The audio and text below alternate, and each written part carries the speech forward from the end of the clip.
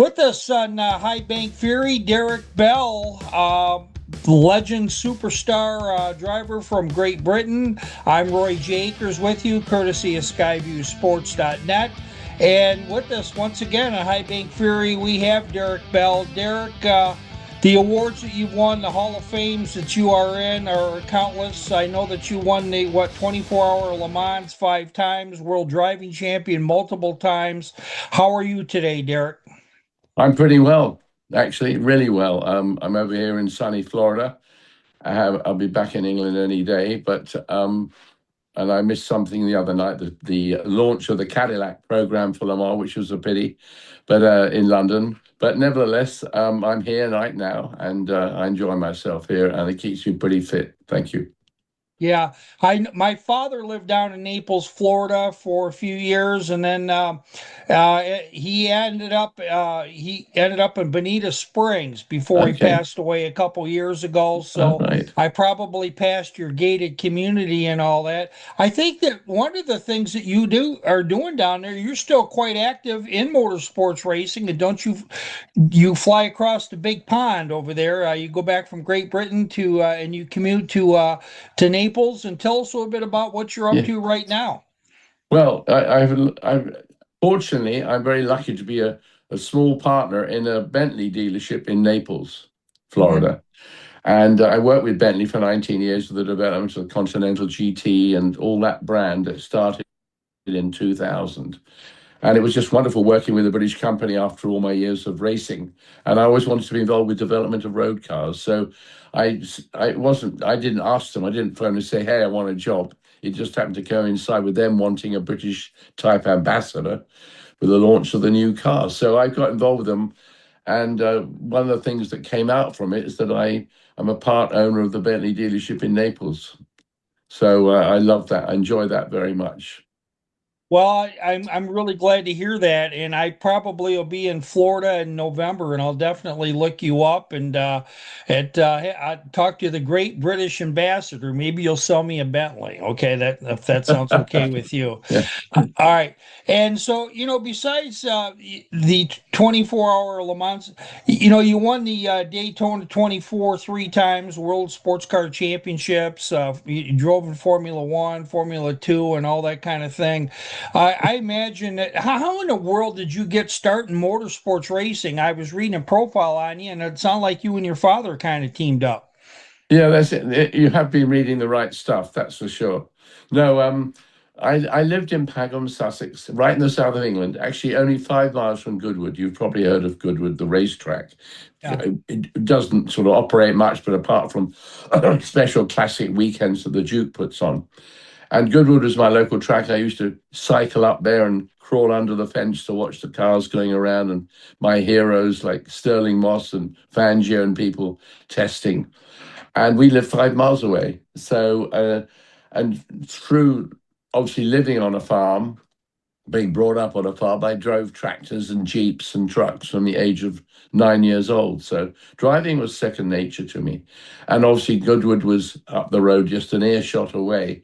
So it was very exciting and dramatic for me as a young guy, little knowing that one day I would race and then go on to be a world champion and race with so many fabulous drivers. So, but nonetheless, you have to start somewhere. And basically I how do you start? You don't have any money like kids today. A lot of them have a ton of money, which they do. Some of these guys, Yeah. parents, family put up millions to get them where they are. But in my day, that sort of stuff didn't happen. And unfortunately, I cut a long story short, I went to the Jim Russell driving school up at Snetterton. Oh God, when was it? When in 1960, something like that. And Jim one day pulled me out of the school and said, which car were you? Sorry, who was driving that car? And I said, oh, I was. It was a Formula 3 car, or Formula Junior, actually. And he said, who was driving that car? And I went, oh, I was. And he took me to one side in front of the whole group. And he said, his very words were, within a year, you could be in a Formula One team. And I couldn't believe it. I mean, my mouth fell apart. I mean, I didn't know. Nobody has said you drive very well. Nobody had even sat with me. They just watched us going through corners and things. And it was just a magical moment, really. And so, anyway, I came back home. I was completely sort of, I was in a daze, and I got home and I said to my dad, I said, oh, he's so sorry. I walked in the lounge and he said, how did you go? And I said, well, la, la, la, told him. He said, I tell you what, he said, you show me you've got the ability and I'll help you. And it was just such wise words. He didn't say, I'll help you. He said, you prove to me. In other words, get out there, you know, dig your feet in and get started and I'll help you. And I went off, did nothing really for 2 years apart from operating, working on the farm.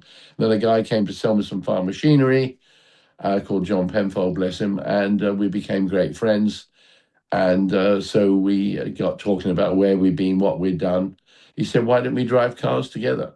So he was very good mechanically. I was a dope, so I was okay as a driver. So John and I put together this program, and we built a little Lotus 7, which you may have heard of. Not totally popular in America, but very big in Europe. And it was a great way to start. And so for like £600 at that time was quite a lot of money, but still not a fortune. We built our little car. And believe it or not, I went out on March the 13th, 1964, and was my first race at Goodwood. And I hadn't driven it apart from a little bit on the road in the pouring rain. And I went to Goodwood and I won my first race. I couldn't believe it. It was in piddling rain. And I won it. And that sort of started the ball rolling, I suppose. It was amazing. Yeah, you are lightning in a bottle. You're not even one in a million. You're like one in, 10 million or a billion. I mean, think about it. You hadn't really been in a race car, and now somebody tells you you could be in Formula One in a year, but they didn't give you any tools and say, "Hey, look, we'd like to get you in a program. We want to get you some laps." Today, that would probably happen, but that didn't happen in your day. And somebody came to your farm, and I think somebody was trying to tell you something. Well, I had a wonderful time, and I mean, unbelievable. To race for the people I race with and to do it for basically over 40 years was fantastic. And I'm so grateful to my dear old stepfather. But the great thing is, my sisters, I had four sisters, and they said, God, Dad was all the time with you. I said, yes, but I gave him a life. He was spending his time down at the golf club and the cricket club, getting boozed up at the weekends. And I gave him something to battle for, sort of to have as an interest, because he always loved cars. And he actually had taken me to Monaco and he'd taken me to the Monza Italian Grand Prix. So, he had a passion like me. Well, that is incredible. And talk about you got to do one of the coolest racing experiences in the history of movies when you got to be in the Grand Prix movie. And it sounds like you got to know Steve McQueen, who's a personification of cool. And tell us a little bit about that. Yeah, well, I'll just adjust that. It wasn't the Grand Prix movie, it was the Le Mans movie. Oh, you're right. I'm That's sorry. right. No, just so it shows I'm listening to you. Anyway, it was no, it was an amazing opportunity, and I just started racing, and it was a good way for me. I mean, it was a good way for me to actually, get my feet under the table as far as getting a bit of money coming in. And I got this call from a guy called Jack Swatters, who I had met, a lovely, kind gentleman from Brussels who had a Ferrari dealership, and I'd met him at a couple of Ferrari events that I'd done, during my brief year or two at Ferrari. And Jacques said to me, "Why don't you drive for me at Le Mans?" And I said, no, to start with, he said, let's do the race at Spa. So I drove for him at Spa, the 1,000 kilometers, in his yellow Ferrari 512. And we did quite well. And I guess I impressed Ferrari. So Mr. Ferrari got on to Jacques and said, I want Derek in my car for the Le Mans 24 hour. And this was in 1969. Or even 70, actually, I can't remember, 70. And so Jack said, "Oh, Derek is driving for me." And I said, "Jack, I don't want to drive for Ferrari. I had a 2 year experience that I wouldn't say I regret. I never regret never driving for Ferrari, How many people do that? You know, it's still great. But I didn't get much out of it apart from to say that I had been a Ferrari driver. And I had some races, but nothing that spectacular. So I went to drive for Jacques at Spa, and after Spa, Ferrari said to him, "We want Derek Bell in our team for the Le Mans 24 hour that year, 1970, I guess, so 69, 70." So that was it. So I said, I'm not going to drive for Ferrari. I'm going to drive for you, Jacques. Anyway, to cut a long story short, quite interesting. I flew to Brussels on the way to a Formula 2 race in Sicily, and Jacques said, "You're going to have to drive for Ferrari." And I said, "Jacques, to hell with it." He really didn't do that much for me. You know, it was a great experience, etc. But so he said, "No." I said, "Look, why should I have to drive for him? I want to drive for you. You gave me my break in sports cars." And he said, "If you don't drive for Ferrari, I won't get any spare parts for the 24 hour for my team." So that was it. So I had to drive for Enzo.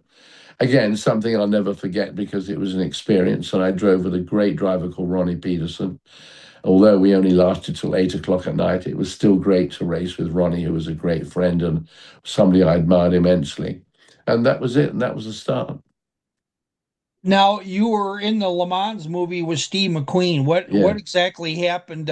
He's like a personification of cool, and I guess you actually he lived with your family for during the making of the movie. Yeah, well, Jack Swatters. What happened is that they asked me, or asked Jacques to provide a car for the race, for the movie, because obviously Ferrari went dishing out 512 Ferraris and said, "Go make a movie." So everybody that owned a Ferrari 512 that had raced one that year was asked to enter, to give or loan their car, hire their car out to the movie, to Steve McQueen. And so that was it. And Mr. Swatters said, "Derek, I really would like you to drive in the movie for me, in our car, because I know you'll look after it, because cars do get abused on these films." So Yeah. that was it. So I went out to France with my family, very young family, of course, and we rented a little cottage. And I stayed basically on and did the movie for 5 months. It was really a wonderful experience. But what it did for me was that give me the chance to drive these cars. I mean, I just driven his car at Spa, and then did Le Mans for Enzo, and then I was doing the movie, and I did it for several months, as you probably realize. And it was just fantastic to get that experience to drive those cars. And that set me up really because I got to know Steve extremely well, who did a remarkable job. I often reflect on how good a driver he was. I mean, he'd done a bit of club racing, if you like, in America, but he was bloody good. I mean, for him to get in a Porsche 917, which most people were terrified of driving, and me doing the same thing with him, to drive 917s and 512 Ferraris was pretty epic. And so, we got to know each other very well, and I enjoyed my period with him all the way through the film, and our relationship sort of carried on afterwards. We had lots of very humorous times on the movie, and he was just a great sport. He just loved driving cars. He was a fanatical. All he wanted to do was to be a racing driver. He didn't want to do movies, yet he was obviously made some great movies. Everybody says how cool he was. Was he just a great guy? Is that what made him cool? Yeah, he was. I mean, yes, yeah, but the thing about him was he just wanted to talk cars or racing. Wow. He wasn't sort of Mr. Big, I walk in, sort of waving his shoulders as he walked in the morning. He was Steve. He said, "You'd say, you staying this weekend?" And I'd say, "Yeah." He said, "You're not racing this weekend?" And then I said, "No, I was racing Formula 2 at that time during the movie weekends because we had weekends free." And so he said, "Come on," he said, "Bring up, get one of the Porsches, the 911." He said, "Let's go and race it around the infield part of Le Mans." And we went and had some laughs. He got me on a Husqvarna. He got me learning to ride the bikes. I mean, we had so many wonderful, humorous, funny times that I wrote about in my book, or books, should I say. And he was just a great guy. He was a man's man. Women loved him. He loved women, but he was one of the lads. one final thing during the movie, I understand that your Ferrari 512 it suddenly caught fire and you caught on fire and the car was damaged, but you were okay. Did that scare the heck out of you? Yes, it did actually. Funny you should say that. I've got to show you this. Can you see that picture of Mr. Enzo and me I there? can, I Yeah, can. yeah. Anyway, can you? I'm just showing you that. I didn't tell you. Can you see that? You got like a whole layer of skin burned off you, Yeah, I did off my face. Yeah, and your eye was okay. yeah. Everything was okay. Wasn't I lucky? And you can't even see it now, apart from the fact I've got No, lots of light. I can't tell. I can't tell at all. Yeah, That's yeah. boy, now as far as the Le Mans, you won the race 5 times, and over a course of 12 years, I imagine that race probably. I mean, you were already on the map, but I imagine that probably cemented your legacy winning that race. Most guys would take once. You won it 5. Yeah, it was an amazing thing to do. I mean, I raced there 25 times in 26 years in that total period, and it was just fantastic. I mean, there were some hideous accidents, but you we just understood that was racing. And the thing about it was, and this isn't my mentality, but it seemed that if somebody had an accident, well, then he stopped racing and whatever happened and somebody else came in and replaced him. And it was one of those things that racing you knew was a hazard, and we all knew it. But it has got, of course, a heck of a lot safer than it was. Yeah, and then of course you won the World Sports Car Championship in 85, 86, and I want to say 1989. And I mean the opportunity. Now, where was the World Championship? Where did they take place at different racetracks, or were they at a certain Yeah, event? I wasn't able yeah, to yeah. The ascertain that. World Championship was obviously run by the FIA, the Fédération Internationale Automobile. That is the be all and end all of motorsport, and runs the whole program.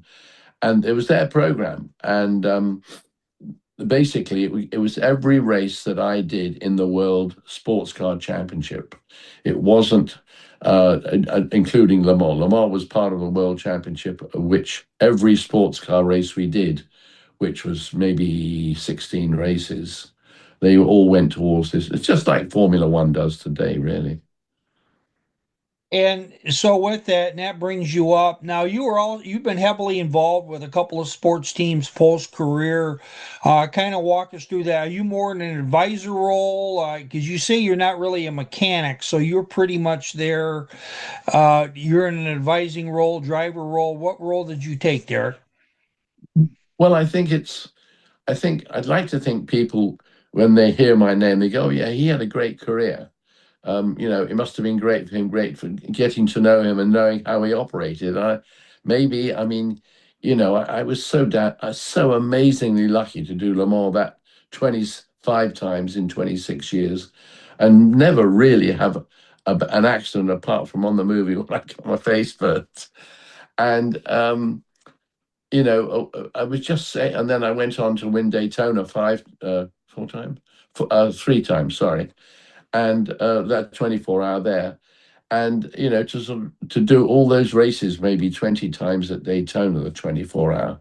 I wouldn't say I've done more races in 24-hour race than anybody, but I'm right up there in the number. And I've just been hellishly lucky to be driving the right car with the right teammates at the right time and get lots of successes.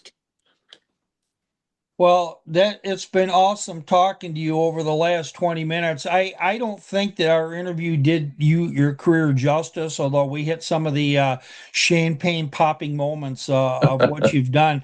I would hope to have you on again. I just talked to Jeff Andretti about the Indy 500. As you know, Yeah, he participated in that race 3 yes, times, and of course, you know the rest of the family. And he says yeah, hi. sure.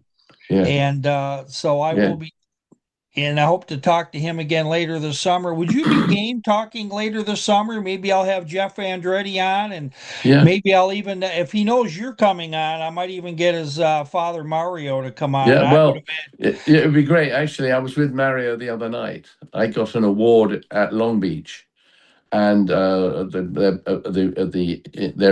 IndyCar race weekend and sports car weekend. It was really lovely. and Mario was there, and we spent a lot of time together. I've not really spent time with him. Isn't it weird all these years? And Really?